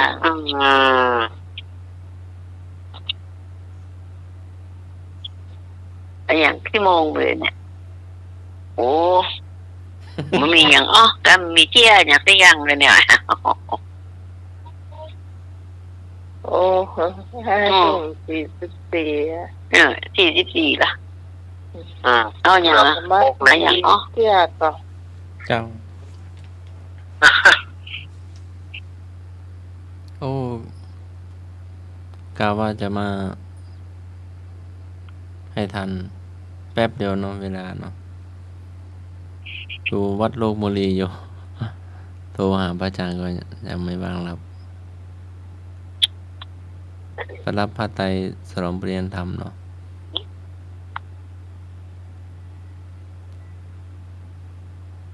ก็ฟังมา โอ้โหดังๆจ้ะมันไม่ยินนะ ไม่ได้ยินหน้าไม้ก็โทรมาเนาะปวดสบายเด้อลุงหนุ่ยก็ไปห้องพักไปต่างจังหวัดไปเชียงรายเด้อจนสามเณรมาช่วยเด้อเนนก็ทำกันบ้าน เน้นรักนะจ๊ะ ตอนพลุงส่งไลน์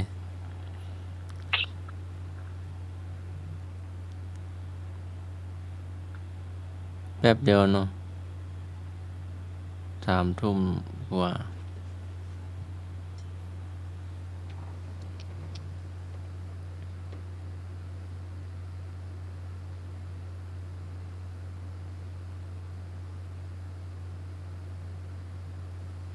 จบละ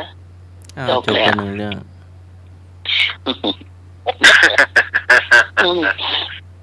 ง่ายอ่ะเชียร์สันตมัก วันนี้มีแจ้กระจ่าง แม่มีนะพอเนาะ เจ้าตันใจนะจ้ะ อืม เจ้าตันใจเห็นแล้วจ้ะ จ้ะ ที่แม่ยายคนหนึ่งเนาะเป็นคนขายของหาของหวานขายอยู่นั่นน่ะวันนั้นขายข้าวเหนียวเปียกลำไยเนาะกายหากายไปที่หน้าว่าท่านหันพระเจ้าตันใจเนาะพระเจ้าตันใจขอเจ้าขอใจพระเจ้าตันใจสักคำเต้อเนาะเปิ้นก็วางหาของหวานไว้นอกนั่นเดียวเข้าไปในวัดไปไหว้ไปกราบพระเจ้าตันใจเนาะโอ้พระเจ้าตันใจเนาะพระเจ้านี่อย่ามาอีดล้ำอีดเหลือเนาะเจ้ามาก็เป็นคนมาหาของหวานขายอยู่กุวันอีดล้ำอีดเหลือวันใดฮะพระเจ้าจะมาได้หาของหวานขายเนาะต่อไปขอให้ข้าเจ้าจะไปได้หาของหวานขายเนอะที่พากันใจซีดออกมาเหอะหาของหวานข้าก็หายไปไหนหายวะ โอ้โห ไปเนี่ย ไปที่ฐานเนาะวันนี้ข้าเจ้าได้หา ไปหาเพื่อนอาหารหายไปอีกอ่ะ ขายอยู่หัวเอาไปเอาหาของหวานขึ้นไปใหญ่อะขึ้นมาก็ได้หาของหวานขายเต๊กอะนั่นมีด้วยหาย ก็ตัวไปที่ฐานว่าบ่ป้องหาบได้หาบเลยอ่ะ หากอะเจ้าตอน ก็เลยหายไปอีกอ่ะ หายอย่างที่ไอ้ที่ว่าน่ะค่ะที่ข้อ3 ข้อน่ะค่ะที่เรื่องตีนนั่นนะเขาได้สักอย่างจ้ะ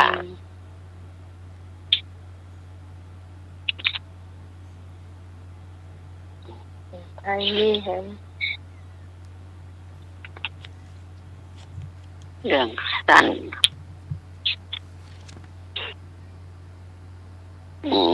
มีเรื่องมันไม่มีเรื่องว่าเรื่องยายมันสบายใจนะแต่ทุกวันหยุดเนาะหลานจะมาหับเอายายไปกลางที่บ้านอาทิตย์ละครั้งวันนี้ก็เช่นเดียวกันกับยายนั่งรอหน้าบ้านและสีหน้าบอกถึงความกังวลใจหม่นใจเนาะเพื่อนบ้านจึงเข้ามาถามวันนี้หลานจะมาหับไปกลางที่บ้านยายไม่ดีใจกะยายก็ดีใจอยู่แต่ก็ไม่สบายใจเพื่อนบ้านก็ถามว่านี่อย่างอ่ะยายก็ว่ากันก่อนไก่ที่บ้านหลานมันตายมันพัดพิษไก่ให้ยายกินแล้วการต่อมาแหละหมูที่บ้านมันตายมันก็มาทำหมูอันทอดกระเทียมเพื่อกินเพื่อนบ้านก็เลยถามโอ้ยายก็โชคดีได้หรอได้กินแต่ของดีๆมันหันจะอันไม่สบายใจที่ไหนเลยยายก็ว่าไม่สบายใจแต่อย่างทำเรื่องเพราะเมื่อคืนมันโทรมาว่าหมาที่บ้านมันตายกูได้กินจิ้มบาโทษกะแล้วโทรมาว่าหมาที่บ้านมันตายยายเลยไม่สบายใจไม่ค่อยมาน่ะจบจนเนี้ย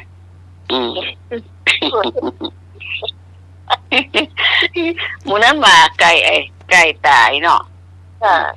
นั่นอย่างไรมาหมูไก่เดี๋ยวนี้สุดท้ายได้เป็นหมาผู้ชายเขาได้กินหมาตายนะก้าก็เลยสบายใจอ่ะเดี๋ยวใครเตยบอกมีต่ออย่างอ้อบอกถ้าสมัครอย่างอ้อบอกน้องไหมมันจะหมดเวลาละเจ้า มันเที่ยวน้องเน้นหา ฮะ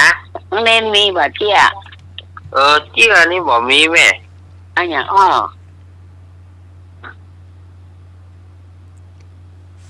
สมัคร นั่นโยมพี่มายานโทรไปเล่าเที่ยคดีบอกเปิดสายไหน วันนั้นนะมันบ่ได้เปิดสายสักคำไอ้อย่างโหวันนั้นวันอังคารวันนั้น ว่ามันก็ฟังหานะแต่ว่าเมื่อคืนไม่ได้เข้าแล้วเข้าเป็นแมลงเนาะ แมลงไหม เปลี่ยนมาเป็นแมลง เปลี่ยนมาหลายเดือนแล้วเหรอแม่ เคยได้ยินอยู่จ้ะจนมันก็ปัดใจลืมไปเถอะนะมันเปลี่ยนเวลา เดือนหน้ากันเนาะ เจ้า เนี่ยบางคนเป็นท่าฟังเมื่อคืนแม่ นั่นเนาะ แม่เดินแรกก็มาเมื่อคืนเมื่ออันอังคารน่ะฟังเห็นใจสักกรรมว่ะ เขาก็ว่าเพื่อจะจัดตอน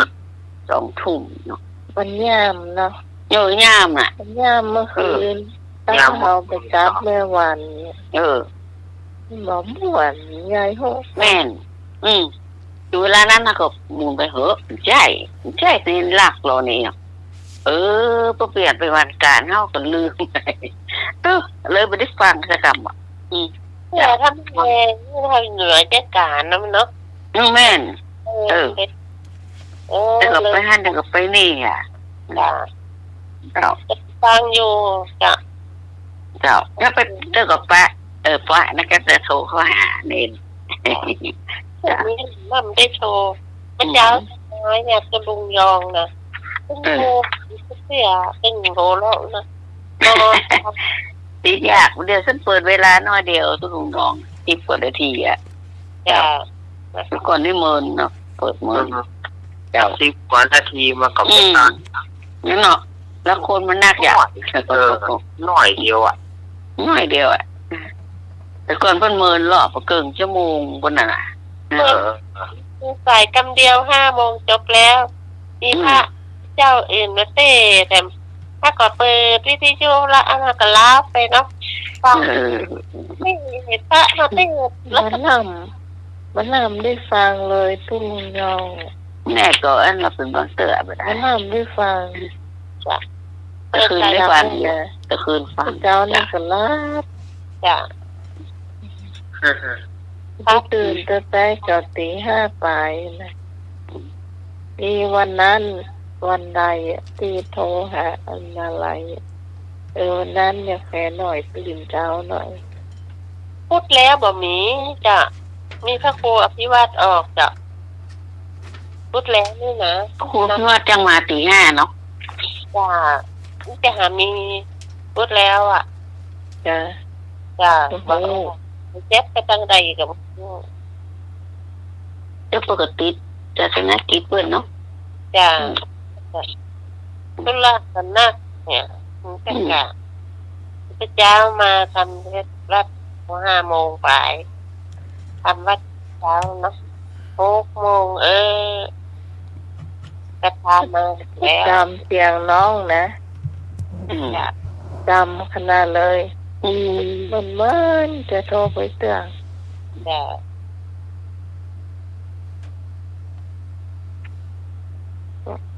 เขาได้ฟังเขาฟังไผ่โทรฟังไงนะ เนี่ยเจ้าก็นอนฟังเพิ่นโทรเข้าพอก็มาโทรเนี่ยเปิดเพิ่นโทรไว้แต่ส่วนมากก็มีคนเก่านะเนี่ยคนเก่านะมันเป็นคนเก่านั่นนะคนเก่าไม่มันจะบอกน้ามีมันเมื่อไหนจะมีคนไหนแม่โมเก่าทั้งนั้นนะป้าพรยายพรนี่แน่นอนนะมันเจ้าประจำหรอชอบเปิ่นอยู่อย่างหนึ่งมันนี่ยังหันได้ยินเลยไปพรคนเขาโทรมาแล้วเปิ่นจะถามว่าฟังแล้วเข้าใจก่อนอันนี้ต้องตอบผู้ได้นะถ้าตอบม่วนดีตอบได้ก็ม่วนอย่างเดียวอะไรอย่างแต่ต้องม่วนอย่างเดียวบอกต่อบอกว่าตีมาป้องตั้งใจฟังแต่แรกอ่ะครับเดี๋ยวเขาบอกว่าตีมาป้องเนอตีมาป้องทำหายอ่ะ เมื่อก่อนนะเพิ่นจัดรายการเมื่อคืนวันพุธอ่ะเป็นข่าวเนาะเป็นข่าว2 ทุ่มเกินพิมพ์4 ทุ่มแต่ข่าววันใดที่เขาชอบไปนะเขาเตรียมไว้ดีแต่ อืม แล้วรวดวิเคราะห์ตัวนะ อืม เพิ่นจะต้องวิเคราะห์ข่าววันนั้นตัวเนี่ย อืม โอ้เสียดายเวลาน้องเคยเตือนเวลาว่าจะไปเสียละเวลานี้เลยนะเอาพี่คืนมาไม่ได้ละ เป็นรายการอื่นไปเห็นแล้วเนาะ เจ้า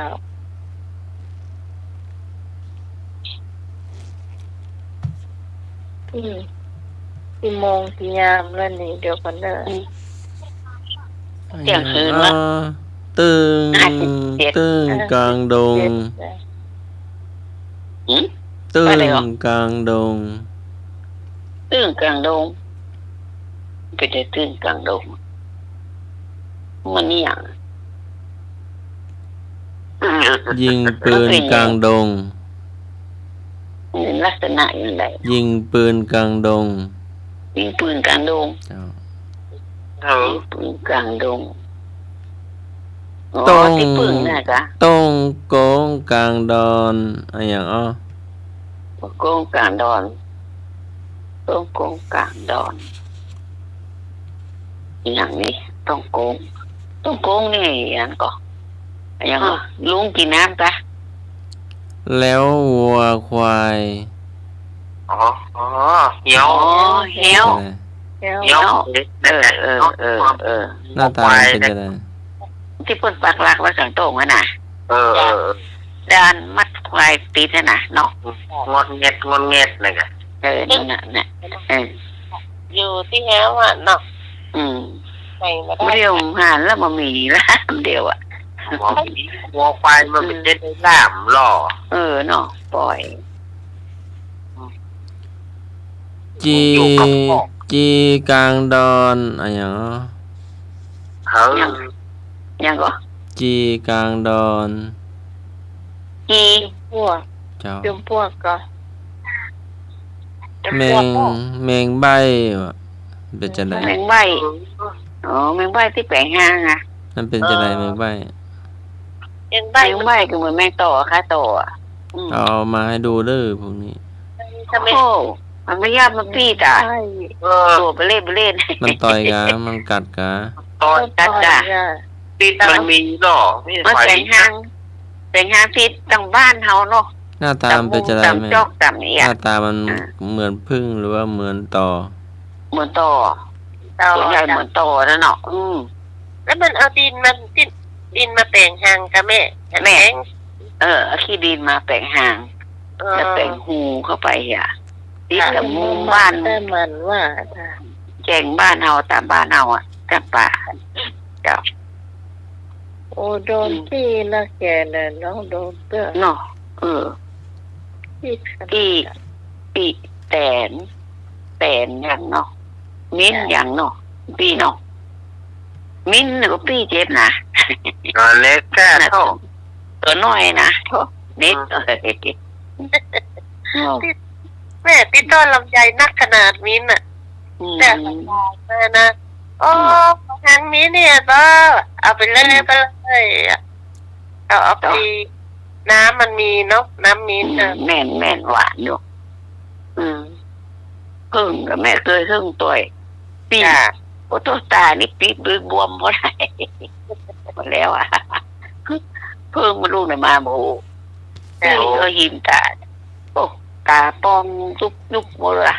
คือสองตาเลยอ่ะแฟมันเนาะ อ้าว แบงค์มิด คำ มัน ถาม น่ะ สุด เนาะ ท้ายจะเที่ยงคื สุ น ดท้าย แล้ว ให้ถามว่าสุดท้ายนอนน้ำเหมืองอะไรอย่างอ้